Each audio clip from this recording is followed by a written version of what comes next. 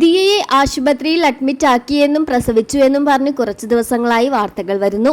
എന്നാൽ ദിയയുടെ കുടുംബം തന്നെ മുന്നോട്ട് വന്ന് ദിയയുടെ ഡെലിവറി ഡേറ്റ് ഈ ആഴ്ചയാണെന്ന് പറയുകയും വാർത്തകൾ കണ്ട് നിരവധി പേർ തങ്ങളെ വിളിച്ച് കൺഗ്രാറ്റുലേഷൻസ് പറഞ്ഞുവെന്നും കൃഷ്ണകുമാർ വെളിപ്പെടുത്തി.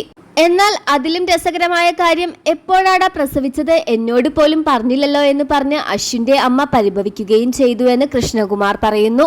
ഇപ്പോഴിതാ ദിയയുടെ ഡെലിവറിയെക്കുറിച്ചും കുഞ്ഞിനെക്കുറിച്ചും പറഞ്ഞുകൊണ്ട് ദിയ കൃഷ്ണ തന്നെ രംഗത്തെത്തിയിരിക്കുന്നു. സോഷ്യൽ മീഡിയ പോസ്റ്റ് വഴിയാണ് ദിയ കൃഷ്ണ തന്റെ സന്തോഷ വാർത്ത ആരാധകരുമായി പങ്കുവച്ചത്.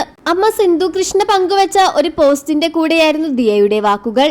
അമ്മ വിഷമിക്കണ്ട, ദൈവത്തിന് നമ്മൾക്ക് വേണ്ടി നല്ല മനോഹരമായ ഒരു പ്ലാൻ ഉണ്ടായിരുന്നു.